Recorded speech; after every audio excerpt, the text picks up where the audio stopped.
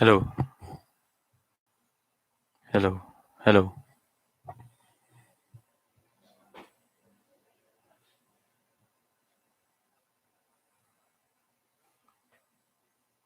Hello.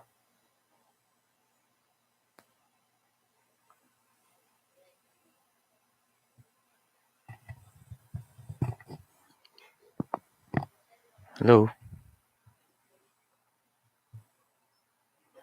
Okay, so si James.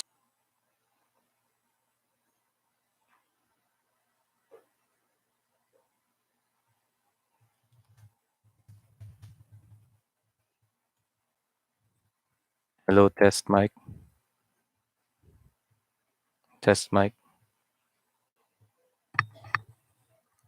Okay, feedbackan ako kung okay yung audio natin, no?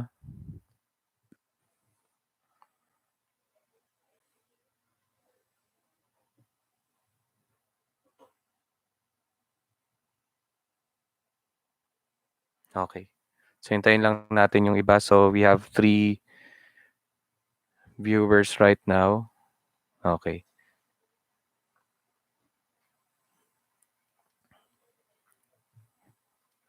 So, hintayin pa natin iba. So, we're waiting for 2 more. Kasi Manalabi ata hindi nag-reply. So, I think baka hindi siya maka-view nitong ating lesson.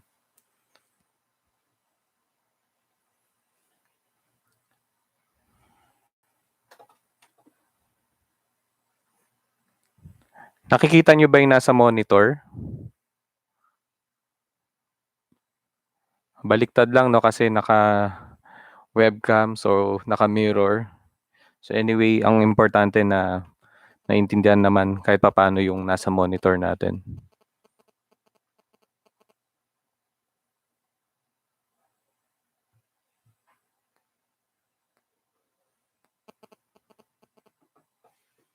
Hindi lang.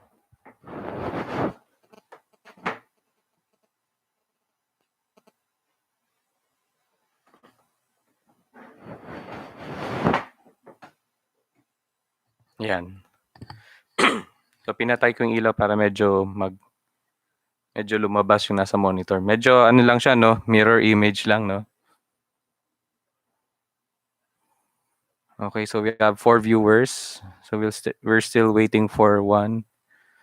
So if you have any comments early in this live stream, no, pakisabi lang kung audio mahina, kung yung video ba ay okay.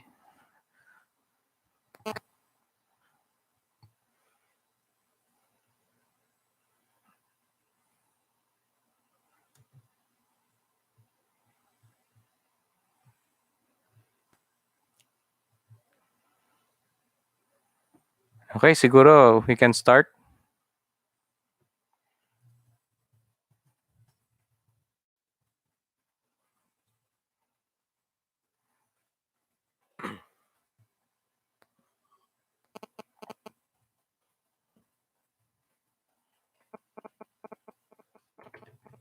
Paki-check nyo nga to kung nababasa. Page na lang sa computer nyo. Gumamit ako ng streaming software, sobrang laki ng lag.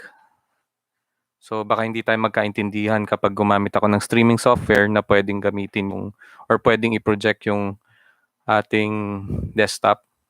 So I had to use this one. Okay.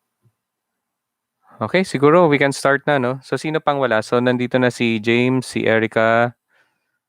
Sino tong dalawa? Hindi ko kasi ma-view kung sino yung mga nanonood na.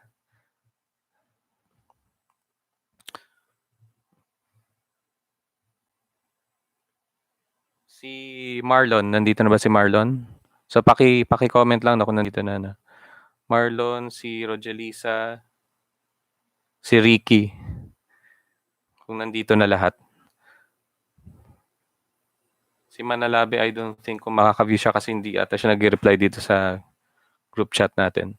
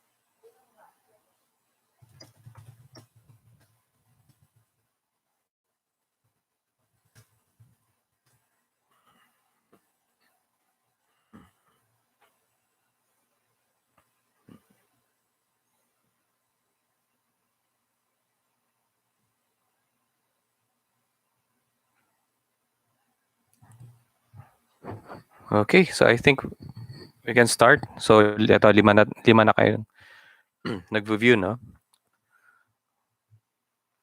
Okay. So yung magiging virtual class natin ngayon is the first one, and I'm I'm planning to conduct it for probably an hour or less kasi onti lang tong i-discuss ko sa first virtual class natin. And at the end of the class, we will have an assignment baho. Okay? But don't worry, no, para dun sa mga walang multisim or walang access sa walang access sa computer or laptops, kahit to follow na. Pero yung mga meron, please do so, no? Anyway, yung magiging activity natin at the end of this virtual class ay magiging computation and multi-sim simulation. So, two parts yun. So, yung mga walang computer, walang access sa computer, kahit wala muna yung multi-sim. So, okay lang yun. Okay, so, welcome to our dito sa live chat. So, para magawa natin natin ang solution. Okay, so our topic would be the determination of the input and the output impedances of a BJT circuit or a BJT amplifier. So in this diagram, sa nakikita nyo sa monitor, so medyo ano lang siya, no, mirror image. You have the two-port model. So this one. You have the source. You have the R source. And you have the input voltage. So ganito yung nangyari dyan. No? You have the source. For example, yung project na ginawa nyo, yung amplifier, yung audio amplifier, this can be your audio amplifier. So pwedeng, this can be your audio source rather. No? So yung MP3 player, yung cell phone, or anything that can produce an AC signal, ito yung nire-represent niya. So we represent that by V sub S. Ito yung source ng AC signal. And then yung R source, this is the internal resistance of your source. Okay, so lahat ng mga signal sources natin will have an internal resistance. In this example, we have 600 ohms. Masyadong mataas yung ating R source or internal resistance, onti na lang yung mapupunta sa ating input voltage, which is undesirable. So kinakailangan yung ating source resistance must be very small, no? So typically in the range of ohms, so kagaya nito, but in some cases meron pa tayong mas mababa dito, no? So it must be kept to a small level. Meron tayong mga parameters to consider. You have ZI or the input impedance, no? And you have the input voltage. Both are AC parameters. Meron kang input voltage, meron kang input impedance, therefore meron kang input current na AC. So nagkakaroon lang tayo ng input voltage, it's because of the source voltage. Okay?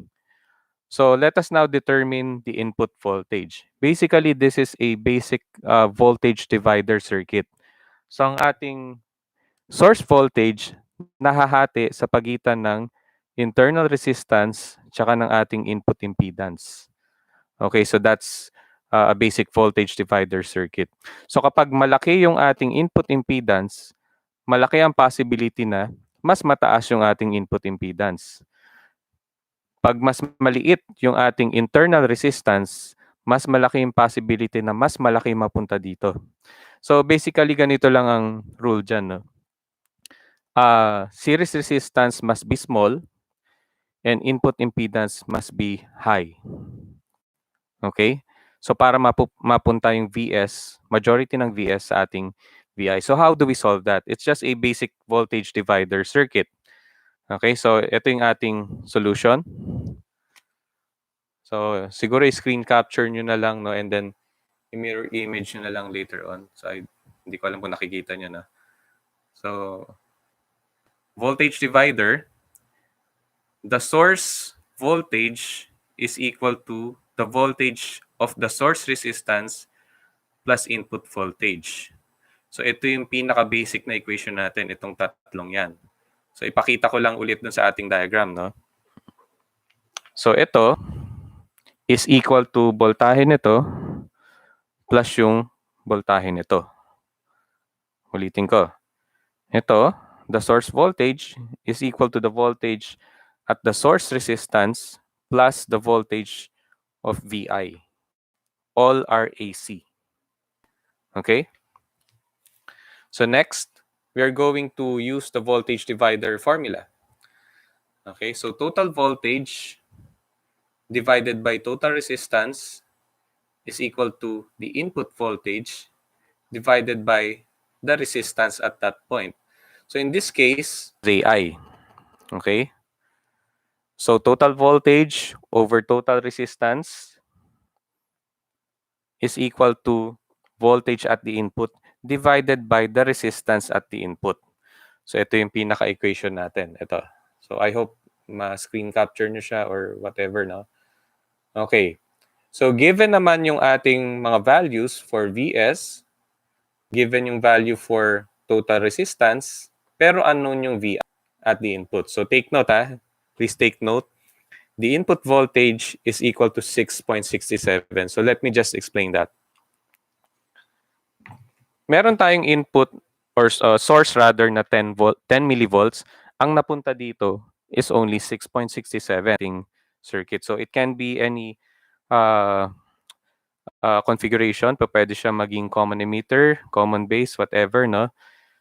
So bakit 6.67 na lang yung napunta dito? It's because nahati sa dalawa yung ating voltahe.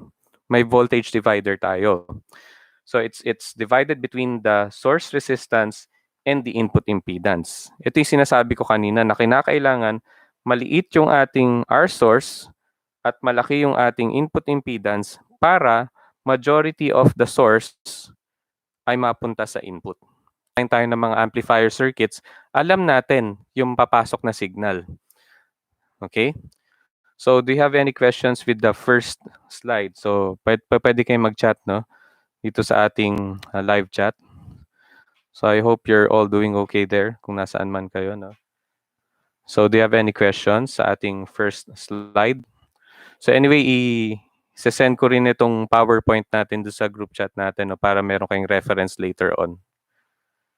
May questions ba tayo?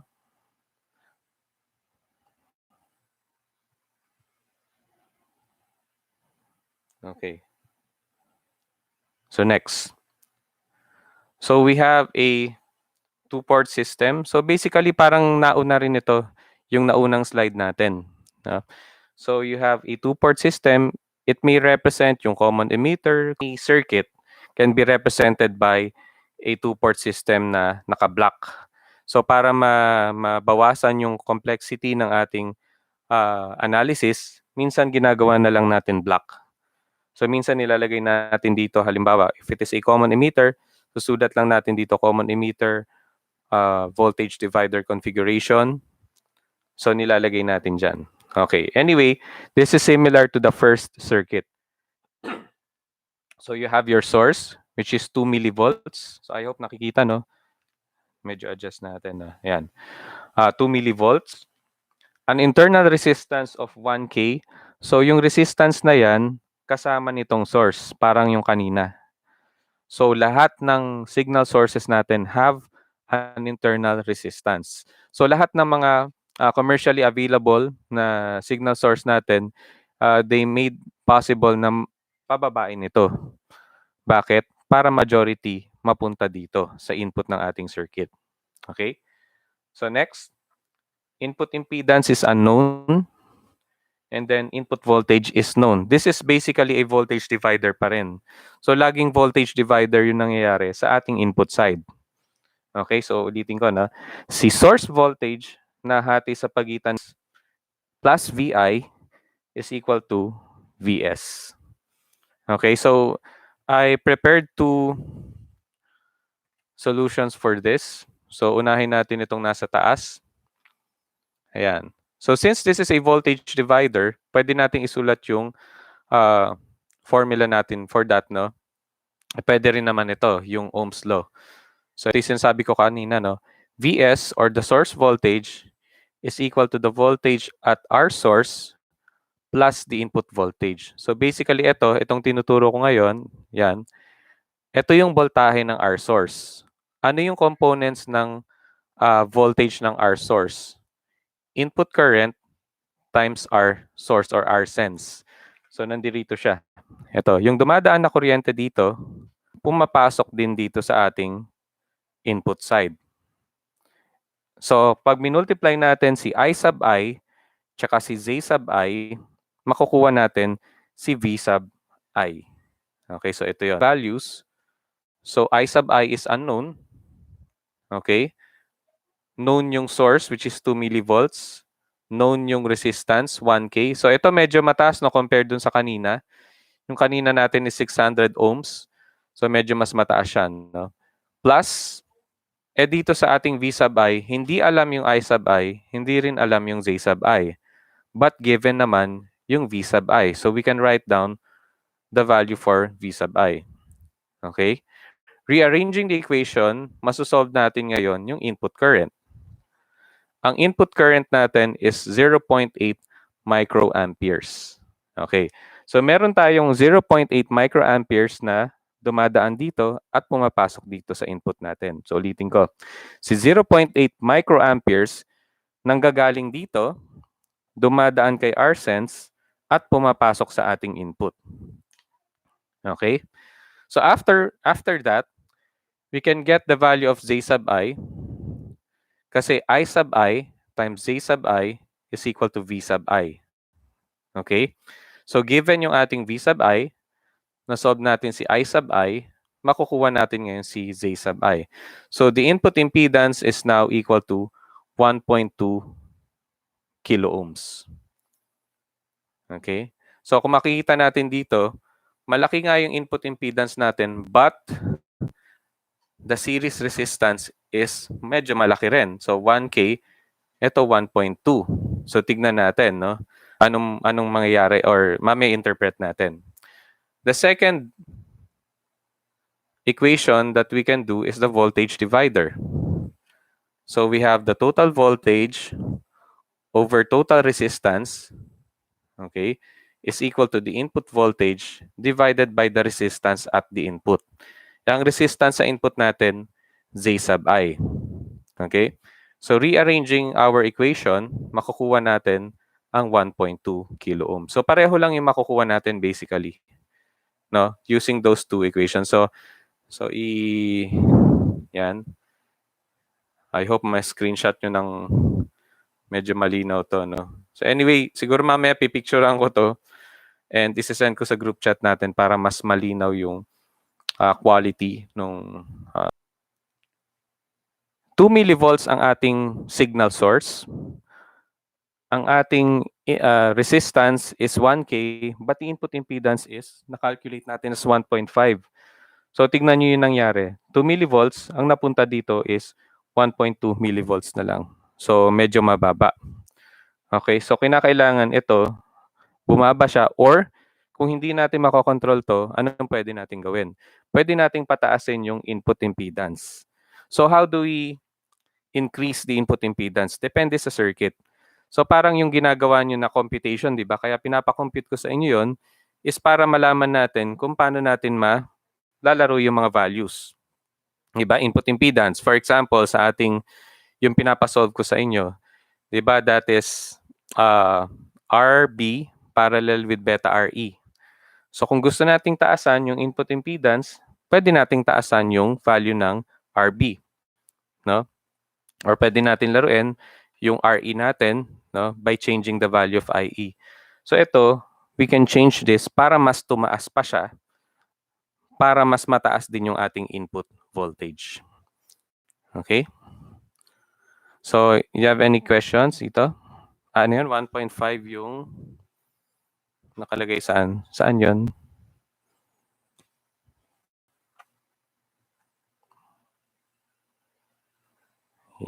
Yan, 1.5 kilo ohms. Tama.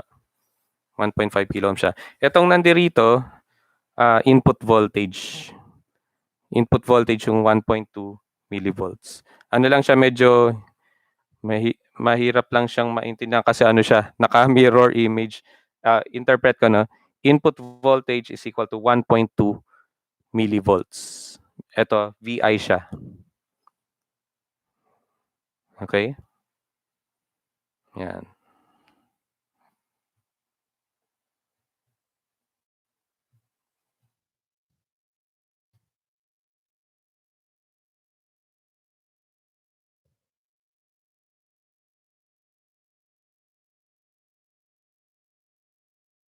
Okay?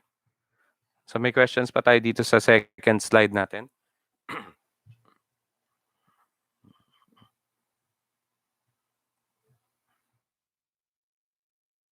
May questions pa tayo sa second slide before we proceed to the third one.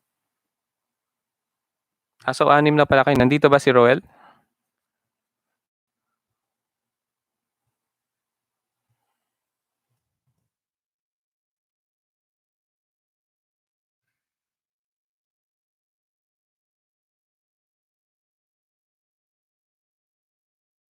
Wala si Roel. Wala, ba't 6? Sino nanonood na isa?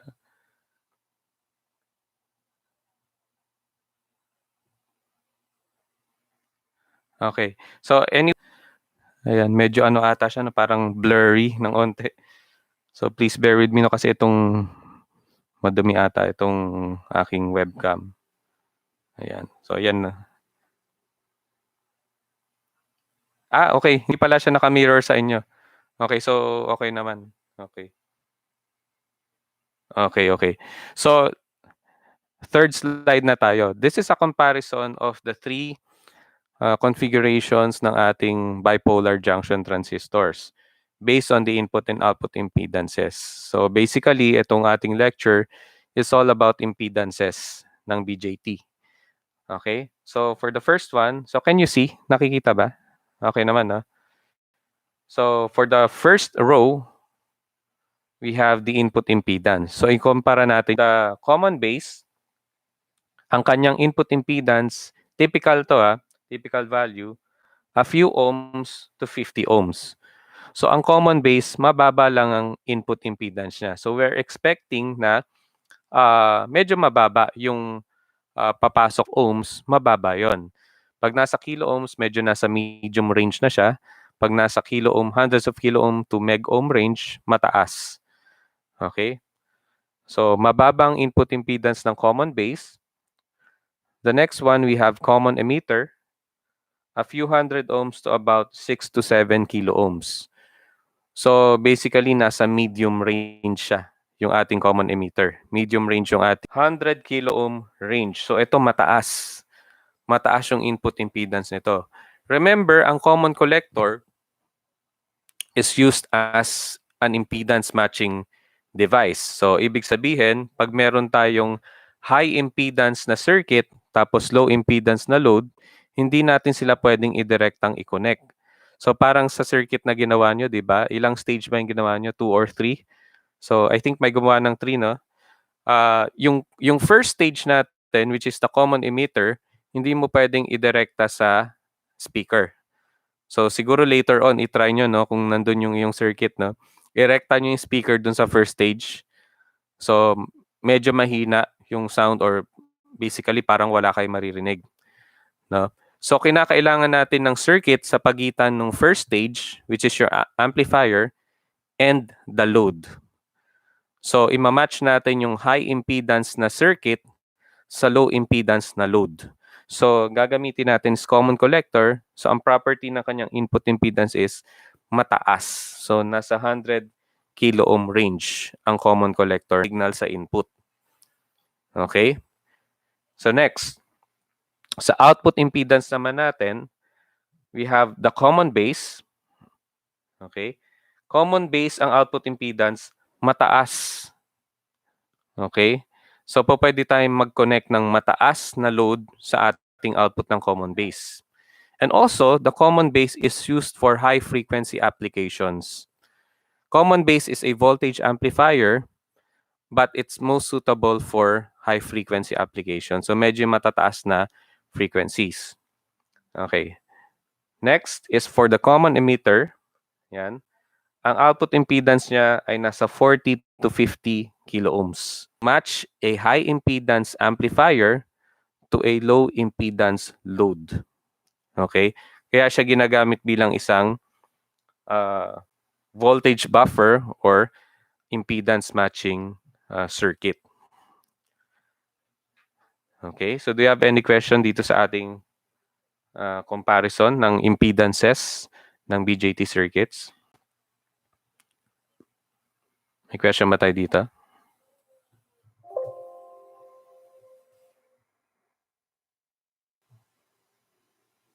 Okay.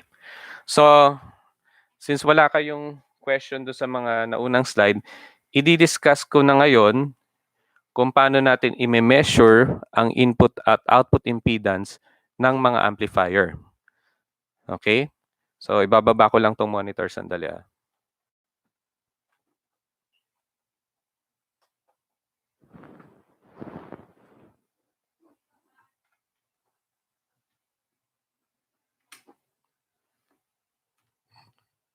Yan. Nakikita ba natin yung whiteboard? Nakikita ba yung whiteboard? Teka, buksan ko lang yung ilaw.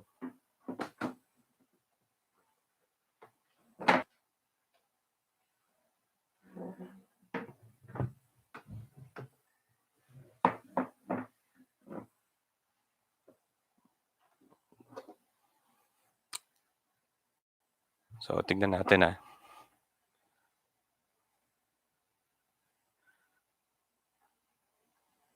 Okay.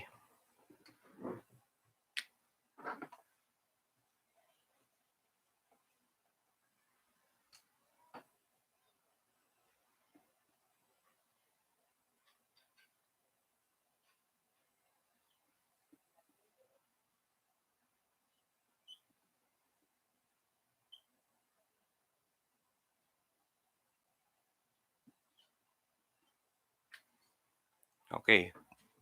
So, this is the method that we're going to use to measure the input impedance of our amplifier.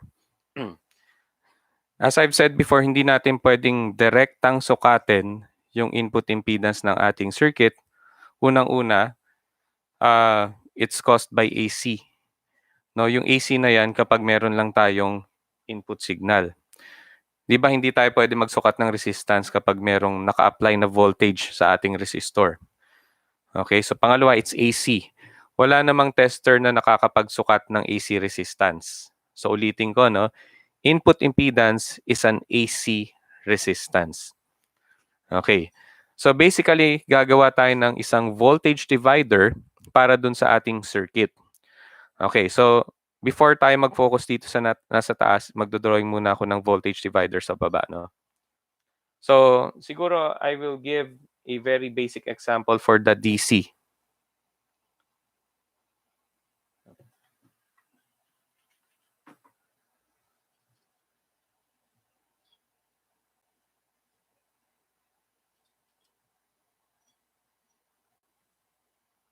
Ayan.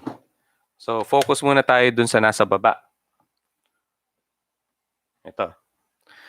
So, we have a 9-volt DC voltage source at meron tayong dalawang 1K na naka-series. So, isang 1K dito sa taas at isang 1K sa baba. So, they are in series. So, ang question ko, ilan yung voltage na mapupunta dito sa 1K at ilan yung voltage na mapupunta dito sa 1K sa baba? So, since they have the same value, magkakaroon tayo ng 4.5 dito at 4.5 dito. Okay, so i-chat nyo sa akin yung sagot dito sa ano natin sa live chat. So may tanong ako sa inyo. Ita-type ko na lang, no.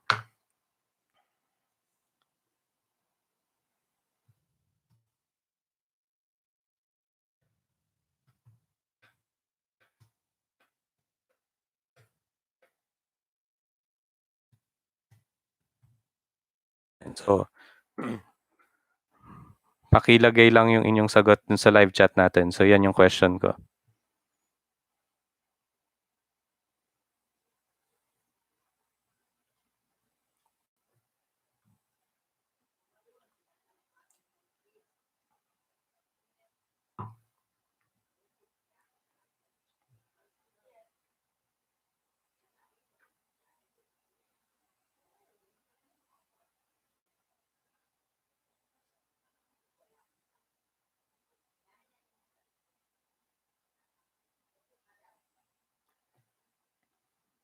Sino makakasagot? Yeah, okay. So, sumagot si James, yes, na nasa taas, at yung 1K na nasa baba. But not because they are equal. The reason is because they are in series. Okay, since naka-series sila, isa lang yung kuryente, but the voltage is divided. So, tatandaan nyo to, Tandaan nyo.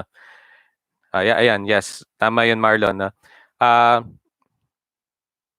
Pareho sila ng resistance, pareho sila ng voltahe. That would be the concept or the principle na gagamitin natin sa circuit na nasa taas. So, remember that. Okay? So, clear ba yung voltage divider?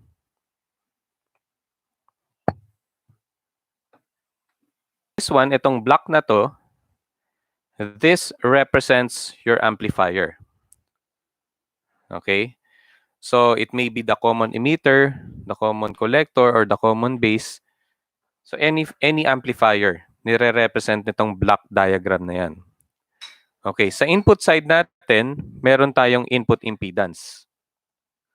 Ito siya.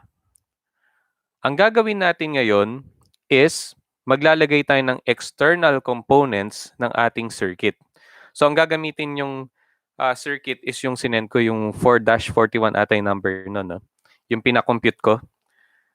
Okay, so you will have to connect an external potentiometer and an external source.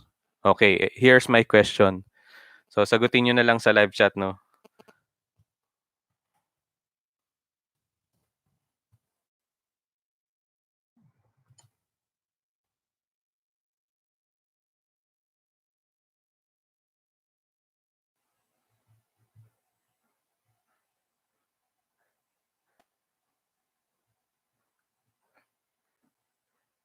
So, anong configuration yung circuit na pinadala ko?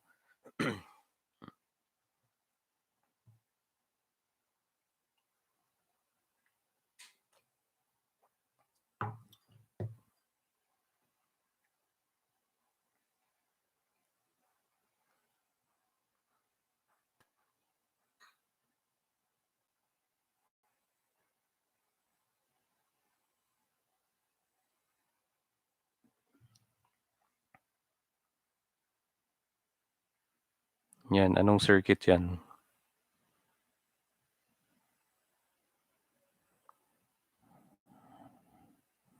Common ano ba yan?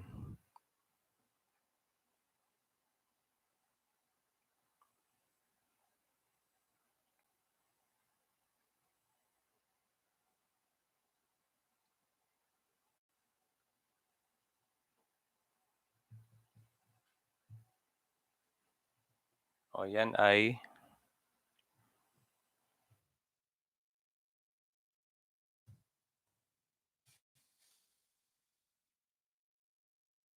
common emitter. Discussion kanina do sa slide natin, no? Ang common emitter, ang input impedance niya is a few hundred ohms to 6 to 7 kilo ohms. Okay? Okay, tama. Common emitter. So, ayan. So, common emitter. Meron atang onting lag sa inyo, no? May onting lag. Okay. So, ang expected natin dito, so babalik tayo dito sa diagram na to, no? Ito, this will represent our circuit, yung common emitter na sinend ko sa figure 4-41. So, common emitter, fixed bias configuration. So, sabi, nasa hanggang 7 kilo ohms ang kanyang input impedance. Okay? So ito yon, yung input impedance natin for common emitter is up to 7 kilo ohms. So, ang gagamitin natin potentiometer dapat mas mataas sa 7 kilo ohms. Okay? So, pwede tayong gumamit ng 10 kilo ohms. So, sulat natin, no? Mga values natin for the potentiometer can be 10 kilo ohms. Pwedeng, I think merong 7 kilo ohms dapat. So, bakit uli higher than 7 kilo ohms? Kasi ang common emitter, usually, nasa range ng up to 7 kilo ohms. Sige, Marlon, anong question?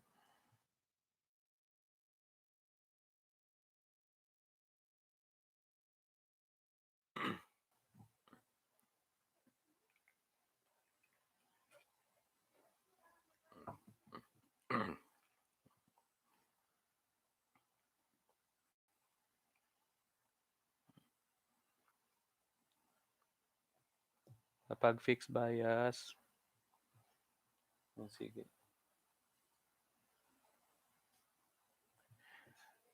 Actually, ito yung sagot dyan. Itatype ko na lang yung sagot, no?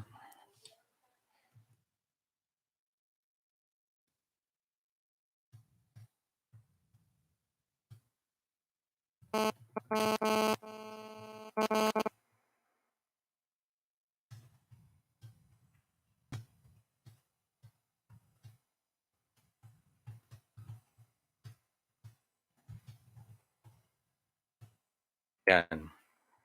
Ang question dito, kapag fixed bias ba ay dependent sa value ng beta, alam natin ang beta is dependent sa temperature. No? So, ang voltage divider ba ay hindi dependent. So, dependent lahat ng common emitter circuit sa beta. No, ang concern natin diyan is gaano sila ka-dependent. Yung voltage divider is the least dependent sa changes in beta, but dependent pa rin siya sa beta. Okay? So, ang gusto natin malaman diyan or ang gusto nating mangyari sa circuit is kahit nagbabago yung beta, kailangan yung output voltage natin is hindi ganun ka-drastic yung pagbabago.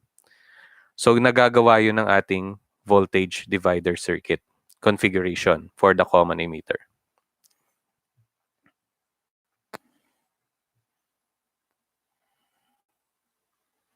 Okay, nasagot ba yung question?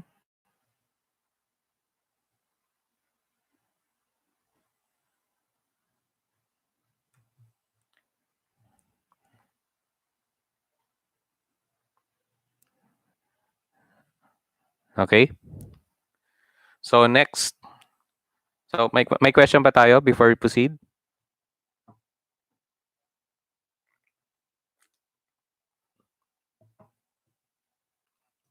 Okay? So, ito yung steps natin. So, proceed na tayo sa steps. Ang unang i-discuss natin is how to indirectly measure the input impedance. Okay?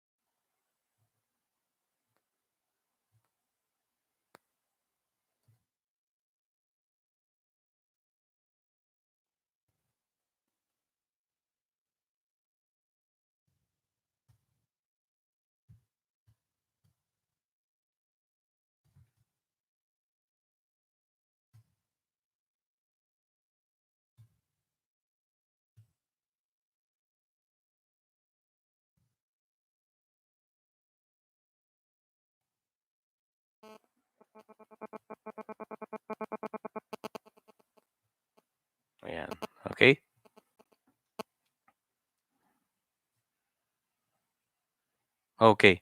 So, proceed na tayo dun sa ating steps na sa pag-measure ng input impedance natin. So, what I want you to do is dun sa ating circuit, remember meron tayong capacitor, yung input capacitor natin na 10 microfarad. No, wag natin tatanggalin yon. Ito yung mga tatanggalin natin sa circuit or idadagdag rather na. So, let me just okay. Dun sa circuit natin, I hope nakikita no. Ayan. So, doon sa circuit natin, so no, kasi malabo tong ano, pag fina-flash ko sa cellphone. Okay. Sa circuit natin, mag-i-insert tayo ng potentiometer. Ito yung 10 microfarad na input capacitor. Ito yung ating potentiometer na pwedeng 10K yung gamitin natin. No? But to be safe, pwede na rin yung mas mataas. So maybe choose 25 or 50. So mamaya nyo na muna gawin sa multi-sim. No? I-discuss ko muna yung steps. Okay? So, yan. 500 millivolts na 2 kilohertz na signal. So ulitin ko na, yung magiging source natin, 5 sim na RMS na. So set it to 500 millivolts RMS and then 2 kilohertz yung ating. So that's the first step. Ulitin ko yung first step natin. Ha? The first step is to insert a potentiometer sa pagitan ng input coupling capacitor at ng source. Okay, so nakuha ba? So the first step is to insert a potentiometer sa pagitan ng input coupling capacitor and ng source. Okay, so that's the first step. Second step. So may question ba sa first step? Paki-comment, no? Para maano ko na naintindihan ng lahat.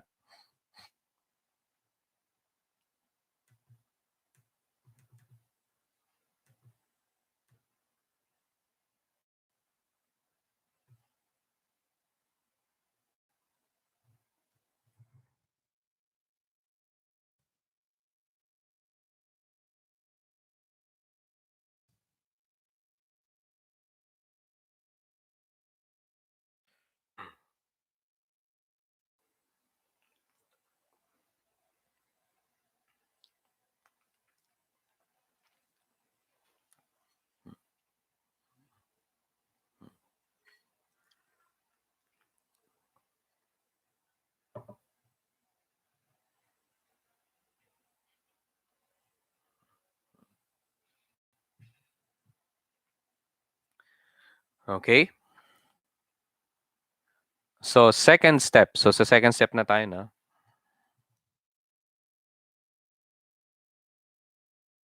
Ang second step natin is mag-i-insert tayo ng voltmeter, no? So dito natin ilalagay yung voltmeter natin.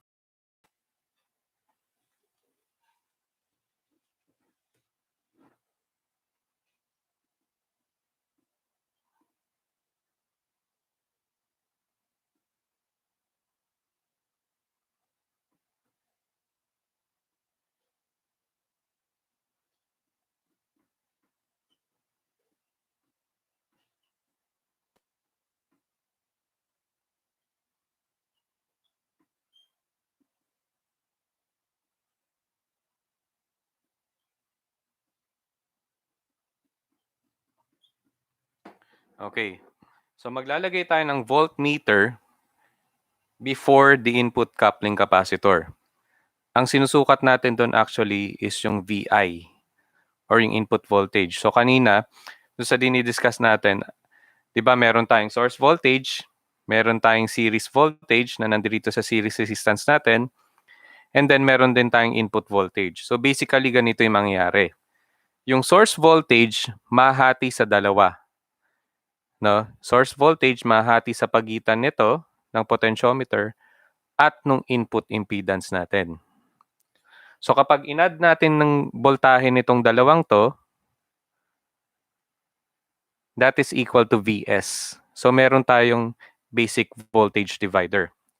So naalala nyo kanina yung 4.5 volts, tig 4.5 volts, no? So ang objective natin dito is magkakaroon tayo ng parehong voltage dito. 250 millivolts at meron ka rin ditong 250 millivolts. So ulitin ko lang, ang objective natin dun sa second step is magkaroon tayo ng 250 millivolts dito at magkaroon din tayo ng 250 millivolts dito. Kasi 250 plus 250 is equal to 500. Okay? So anong ibig sabihin nun? Pag pareho yung voltahe nitong dalawang to. Pag 250 to at 250 to. O, itatype ko yung question na, sagutin nyo ha.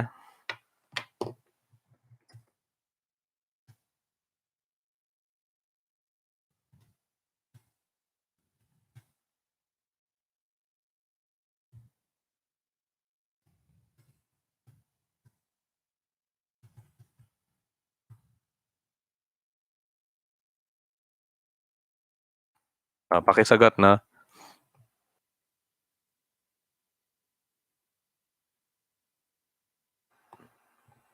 So remember, yung impedance nito or resistance nito is represented by Zi, no?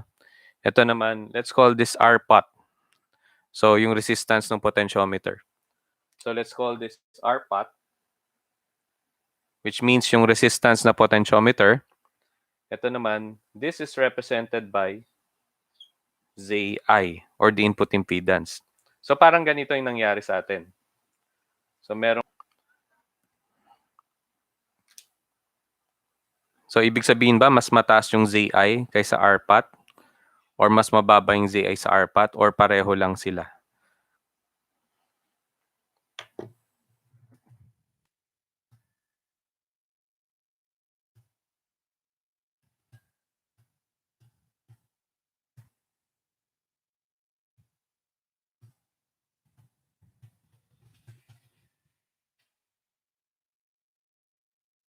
Pakisagot.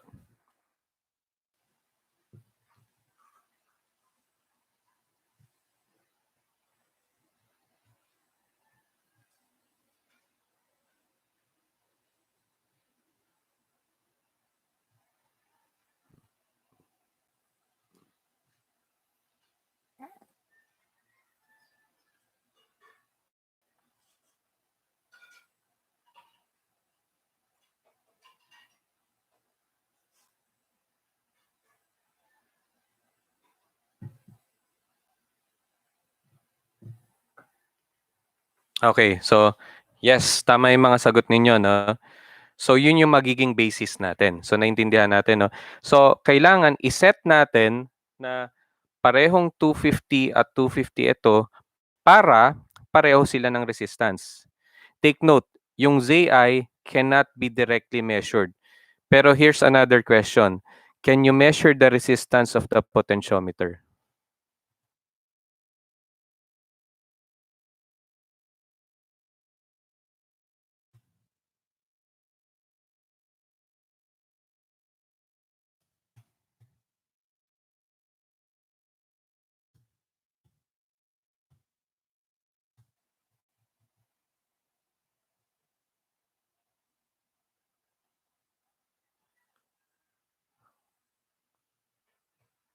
So Zi or the input impedance is an AC parameter.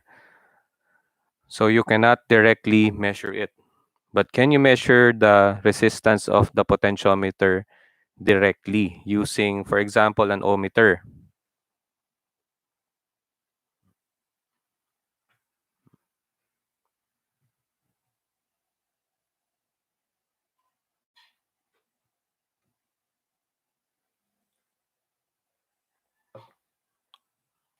So yung potentiometer, pwede nating sukatin.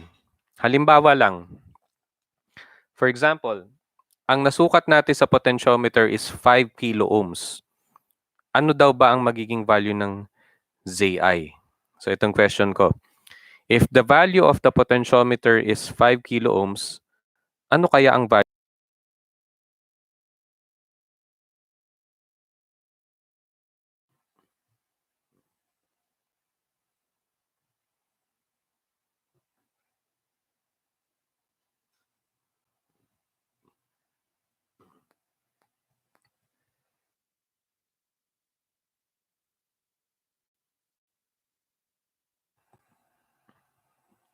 So, syempre, same voltage. Syempre, dapat ang masukat natin, same resistance din. Okay. Yes, tama yun, Erica, no? So, 5K din dapat. Kasi pareho sila ng voltahe. So, anong ibig sabihin nun? Yes, tama yun, James. So, anong ibig sabihin nun? So, ibig sabihin, yung input impedance natin is 5K din. Okay? But before you can measure that, babaklasin muna yung potentiometer and then measure it with an ohmmeter or a digital multimeter. Yes, tama yun, Marlon. So,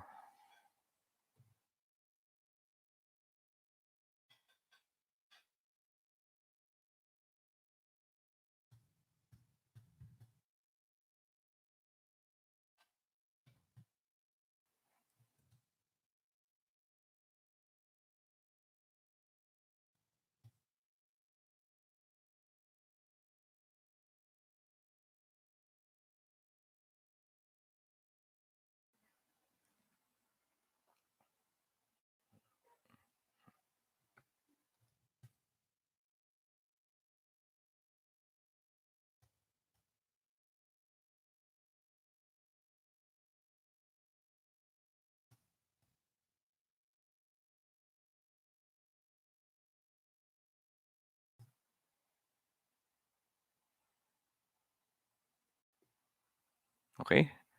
Naintindihan ba nung lahat? To you, itong part na to muna kasi medyo pahinga muna tayo, no? Papa-assignment ko lang yung part na yun.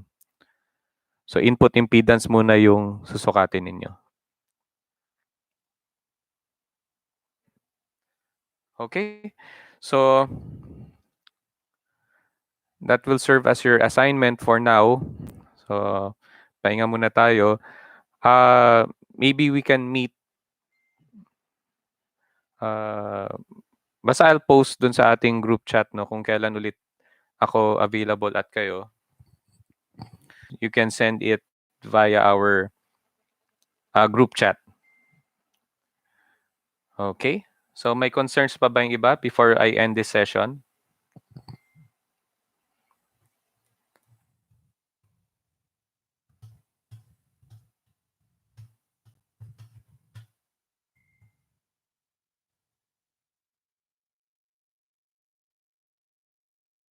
Okay, so that's it for now. Just keep posted dun sa ating group chat.